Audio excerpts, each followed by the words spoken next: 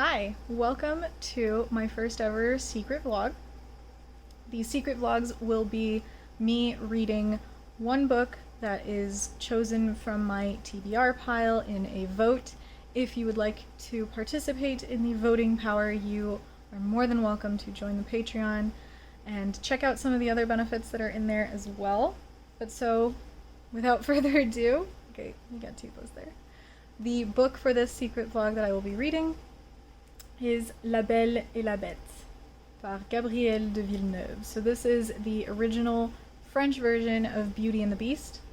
And for this vlog, we're going to do a couple things. My secret vlogs will also have a ritual that I will do. So today's ritual will be one that I received in my Tamed Wild box. I think it was the June box. It is an invocation for Lug, honoring the masculine. And it's fairly simple, so I will kind of just go through some of the steps, show you guys some of the material. Then I will also watch Beauty and the Beast, the animated film in French, because that's how I watched it when I was a kid. And then I will read the book. The book is only like 84 pages, the actual story. Then there are like 2 additional short stories in here. So yeah, that's the plan. Okay, so the ritual is actually supposed to be done throughout multiple months. So today, all I'm really going to do is the first part of the ritual, which is this card here. So what I will do is first I will read the invocation for Lug. Then I will prepare the herbs in a jar. And after that, the jar, I will simply leave it on my shelf and make sure that I shake in the herbs for the entirety, or rather the rest of the month of August, which is how I will do it. They explain here that there are multiple ways that you can do it. Choose your own sort of path. So let's get into it.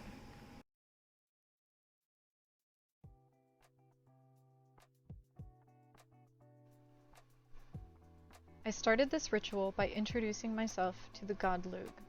Instead of reading the entire letter provided to me by Tamed Wild, I will simply tell you a bit about the god Lug himself. Lug is the Celtic god of craftsmanship, poetry, and the arts. He is a skilled blacksmith and a patron deity of Lughnasadh, the start of harvest season.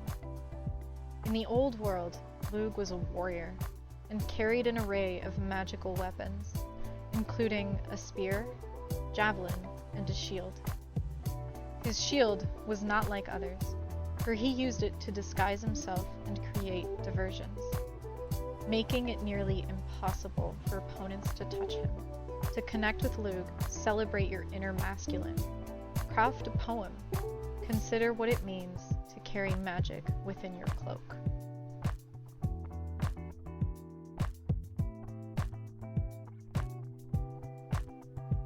My next step was to grab all of my ritual materials, a mason jar, the apothecary bottle provided by Tamed Wild in the subscription box, some kind of fermenting liquid. I used an Evan Williams alcohol, which was 80 proof and fulfilled the purpose that it needed, as well as the calendula and hibiscus herbs, also provided by Tamed Wild, and a pen. I had to go grab my pen.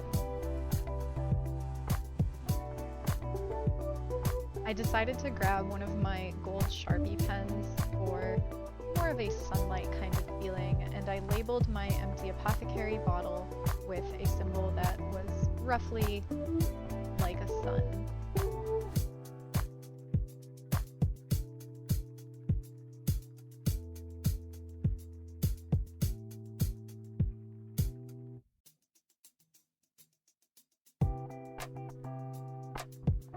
Once I had my sigil drawn on, I found a good spot where I could put my apothecary bottle to sit in the sun and in the moon and get all of that light.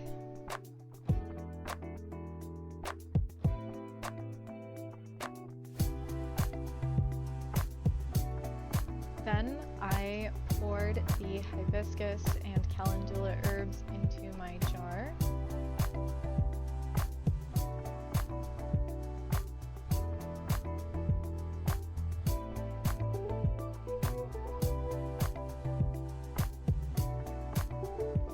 also added my Evan Williams as the fermenting liquid.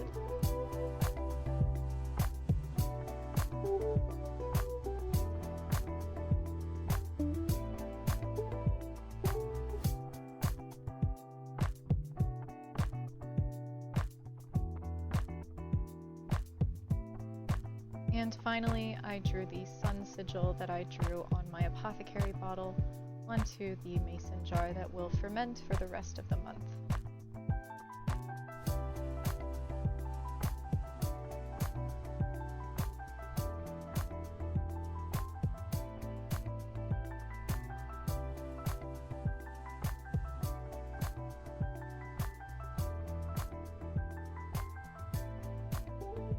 I wrapped the mason jar in a dark cloth so that none of the liquid could come in contact with any light during its fermenting period.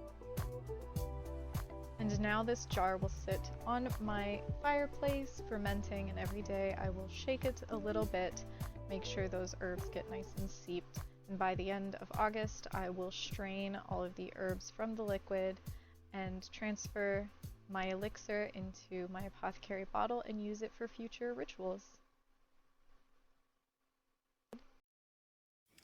Okay, so after much strife with the Xboxes, now I can finally watch Beauty and the Beast, the movie, in French before I read the original book in French.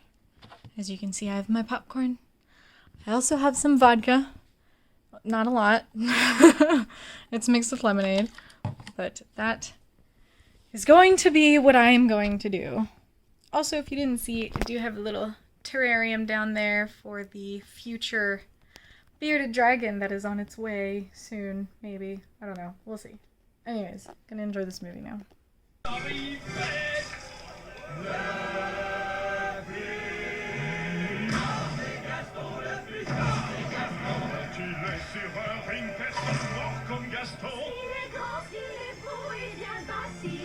Ça c'est pas du biceps en papier. Il est pas rabougri ni riquiquier. C'est vrai, et mon torse velu fait masser les bris.